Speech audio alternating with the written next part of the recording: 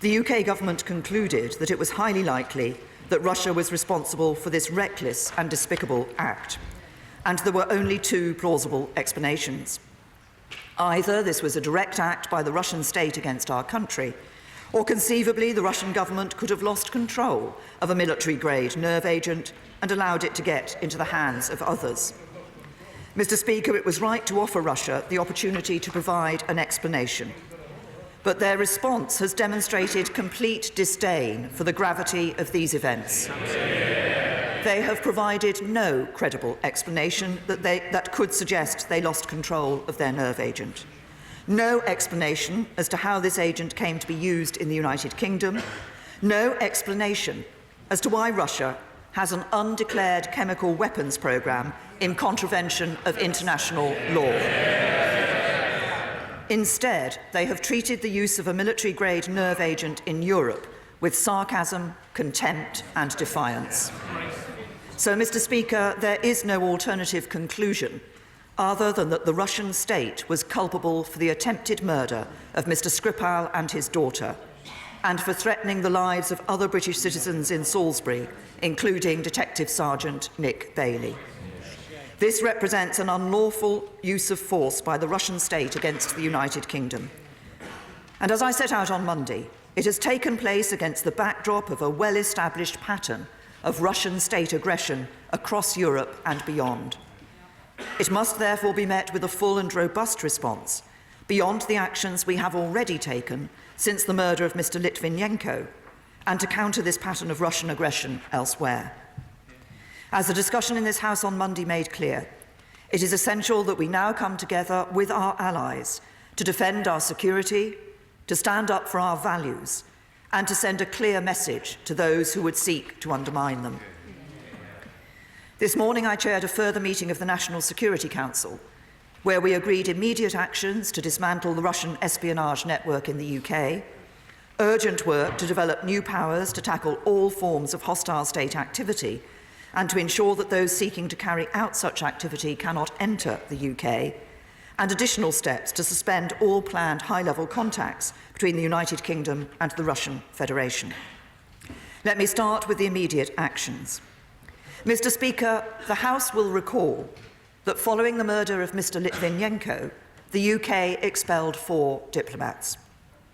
Under the Vienna Convention, the United Kingdom will now expel 23 Russian diplomats who have been identified as undeclared intelligence officers. They have just 1 week to leave. This will be the single biggest expulsion for over 30 years, and it reflects the fact that this is not the first time that the Russian state has acted against our country. Through these expulsions, we will fundamentally degrade Russian intelligence capability in the UK for years to come. And if they seek to rebuild it, we will prevent them from doing so. Second, we will urgently develop proposals for new legislative powers to harden our defences against all forms of hostile state activity. This will include the addition of a targeted power to detain those suspected of hostile state activity at the UK border. This power is currently only permitted in relation to those suspected of terrorism. And I have asked the Home Secretary to consider whether there is a need for new counter-espionage powers to clamp down on the full spectrum of hostile activities of foreign agents in our country. Mr. Speaker, as I set out on Monday, we will also table a government amendment to the sanctions bill to strengthen our powers to impose sanctions in response to the violation of human rights.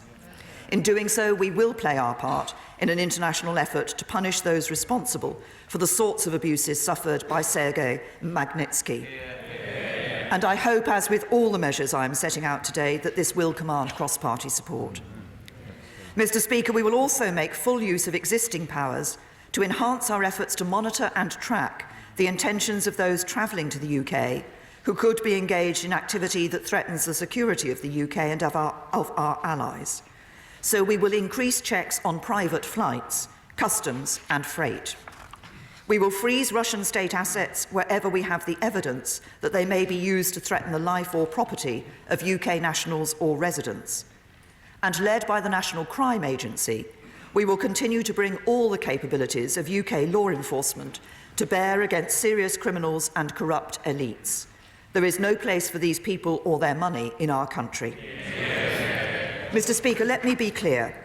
While our response must be robust, it must also remain true to our values as a liberal democracy that believes in the rule of law.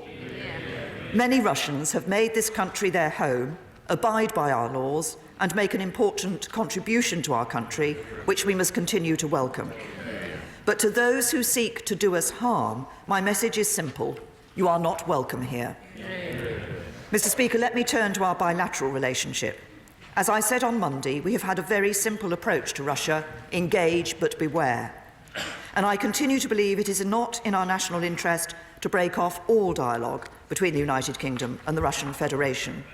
But in the aftermath of this appalling act against our country, this relationship cannot be the same. So we will suspend all planned high-level bilateral contacts between the United Kingdom and the Russian Federation.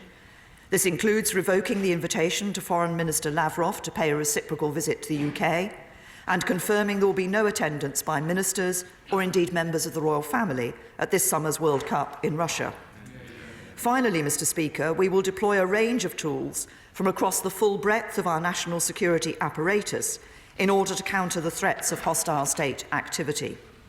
While I have set out some of these measures today, members on all sides will understand that there are some that cannot be shared publicly for reasons of national security.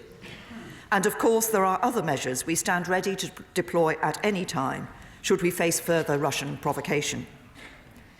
Mr. Speaker, none of the actions we take are intended to damage legitimate activity or prevent contacts between our populations. We have no disagreement with the people of Russia, who have been responsible for so many great achievements throughout their history. Many of us looked at a post-Soviet Russia with hope. We wanted a better relationship, and it is tragic that President Putin has chosen to act in this way.